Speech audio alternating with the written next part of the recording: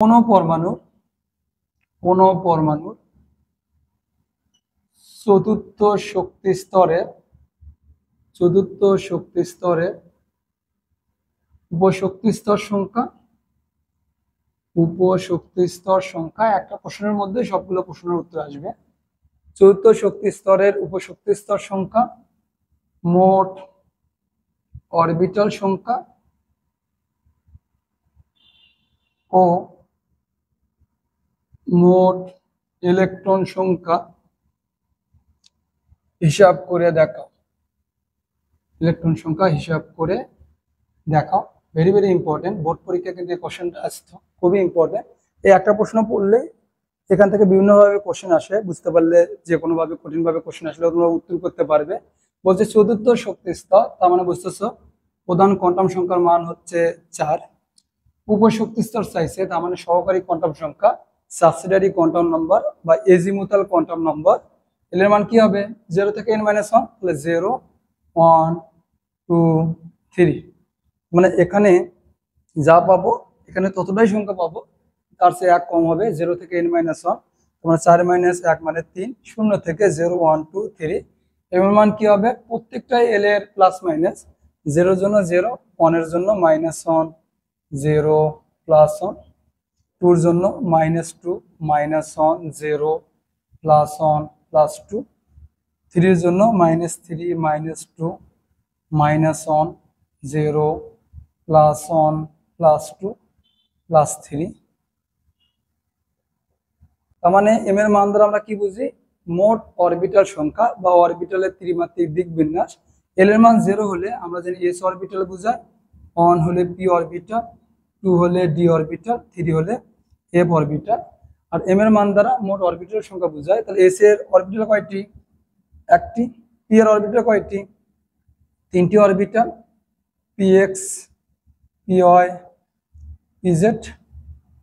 এবং ডির জন্য কয়টা অরবিটাল? 5টা অরবিটাল। কি অরবিটালের নাম? D X Y, D Y Z, D Z X, D X square minus Y square, D Z square. L এর মান 3 হলে আমরা পাচ্ছি 7টা অরবিটাল। এই যে 7টা অরবিটাল, যে f x cube, f y cube, f z cube, f x y z, f x, বাকি দুটোর অন্তর y square minus z square. F যদি আমরা জেড লিখতাম বা ওয়াই লিখতাম তাহলে z square minus x square. F যদি জেড লিখি বাকি দুটোর অন্তর x square minus Y square, লাগবে না তাও লিখে দিলাম আমরা। তাহলে মোট অরবিটাল সংখ্যা কয়টা চতুর্থ শক্তি স্তরে? এখানে 7টা, 5টা 12, 3 এ 15, 1 এ 16। মানে চতুর্থ শক্তি স্তরে অরবিটাল কয়টা পাচ্ছি আমরা? 16টা। উপশক্তি স্তর কয়টা পাচ্ছি আমরা? 4টা। এখন মোট ইলেকট্রন সংখ্যা মানে স্পিন কোয়ান্টাম নাম্বার। এই যে অরবিটালের সংখ্যাকে 2 দ্বারা গুণ করতে হবে। অরবিটাল কয়টা আছে? একটা। মানে এখানে 2টা ইলেকট্রন থাকবে। আমরা জানি একটি অরবিটালের সর্বোচ্চ 2টা ইলেকট্রন থাকতে পারে বিপরীতমুখী স্পিনের। একটি অরবিটালের সর্বোচ্চ 2টি বিপরীতমুখী স্পিনের ইলেকট্রন থাকতে পারে। তাহলে এইটা দ্বারা আমরা বুঝেছি ঘড়ির কাঁটার দিকে ক্লকওয়াইজ ঘূর্ণন। ক্লকওয়াইজ ঘূর্ণনকে আমরা বলি +12, আর এন্টি ক্লকওয়াইজ ঘূর্ণনকে আমরা বলি -12। এন্টি ক্লকওয়াইজ ঘূর্ণন -12। তাহলে তাহলে আমরা এম এর মান 0 তখন কয়টা অরবিটাল? একটা অরবিটাল কয়টা ইলেকট্রন থাকে? 2টা। পি মানে 3টা অরবিটাল, তাহলে ইলেকট্রন কয়টা থাকবে? 6টা। ডি মানে 5টা অরবিটাল, 5টা অরবিটালে কয়টা ইলেকট্রন থাকবে? 10টা ইলেকট্রন থাকবে। এবং এফ মানে 7টা অরবিটাল, 7টা অরবিটালে কয়টা ইলেকট্রন থাকবে? অবশ্যই 14টা ইলেকট্রন থাকবে, প্রত্যেকটা 2টা করে থাকে, তাহলে 14টা ইলেকট্রন। এই কারণে এস এর মান 2 হয়, পি এর মান 6, ডি এর মান 10, এফ এর মান হচ্ছে 14। তার মানে চতুর্থ শক্তি স্তরে মোট ইলেকট্রন কয়টা হবে? এখানে দেখো 14 আর 10 এ 24, 24 আর 6 হচ্ছে 30, আর 2 এ 32। তার মোট ইলেকট্রন সংখ্যা হচ্ছে 32টি। চতুর্থ শক্তি স্তরে মোট অরবিটাল সংখ্যা আমাদের 16টি, মোট ইলেকট্রন সংখ্যা 32টি। তাহলে এখান থেকে আমরা একটু শর্টকাট শিখে ফেলি। তো শর্টকাট মানে এখানে যে জিনিসটা আমরা বুঝতে পারলাম সেটা আমরা শর্টকাটে এখন লিখবো। আশা করি তোমরা এটা সবাই বুঝতে পারছো। আমি একটু মিশিয়ে দিই, মিশিয়ে দিয়ে নিচে একটু জায়গা বের করি, তোমরা সুন্দর করে নোট করে নাও। তার মানে আমরা দেখলাম যে চতুর্থ শক্তি স্তর বললে উপশক্তি স্তর কয়টা হচ্ছে? 4টাই হচ্ছে। যদি আমরা তৃতীয় শক্তি স্তর বলতাম উপশক্তি স্তর কয়টা হতো? 0 1 2 3টা হতো। তার মানে শক্তি স্তরে উপশক্তি স্তর সংখ্যা সমান উপশক্তি স্তর সংখ্যা সমান সমান শক্তি স্তর সংখ্যা। শর্টকাট করে আসলে হয় না, এক্স্যাক্টলি তুমি যখন জিনিসটা বুঝতে পারবে তখন শর্টকাট লাগবে না, এমনি তুমি শর্টকাট বানাতে পারবে। তাহলে শক্তি স্তরে উপশক্তি স্তর সংখ্যা সমান শক্তি স্তর সংখ্যা।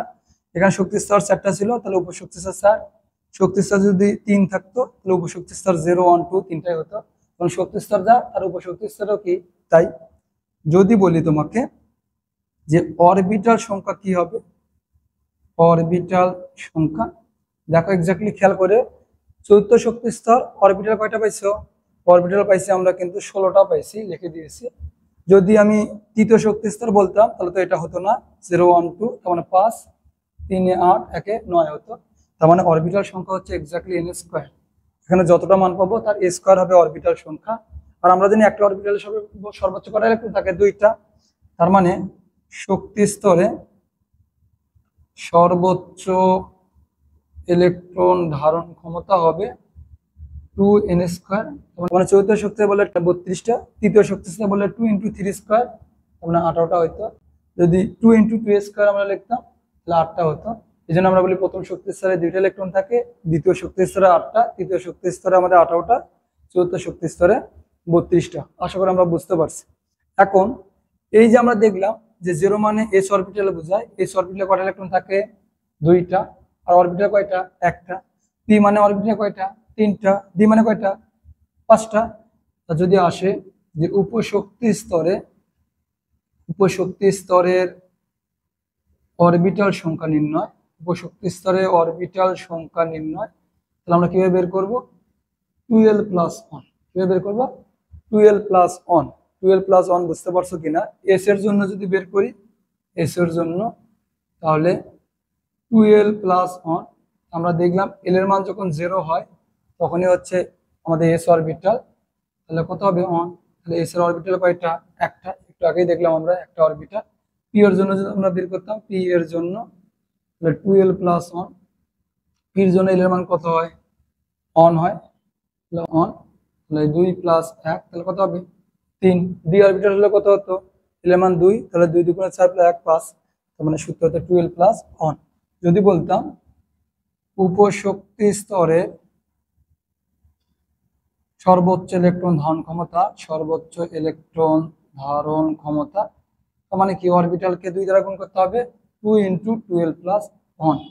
তার মানে এখানে যদি 2 দ্বারা গুণ করি তাহলে এসে কত হবে? 2। এখানে যদি 2 × 12 + 1 করতাম তাহলে কত হতো? 6। 2 × 12 + 1 ডির ক্ষেত্রে কত? 2 বসালে 10 হতো। আশা করি আমরা এই জিনিসটা বুঝতে পারছি। এটা হচ্ছে আমাদের শর্টকাট। যে কোনো শক্তি স্তর যদি বলে তা অরবিটাল উপশক্তি স্তর আমরা বের করতে পারবো না, আশা করি তোমরা বের করতে পারবে।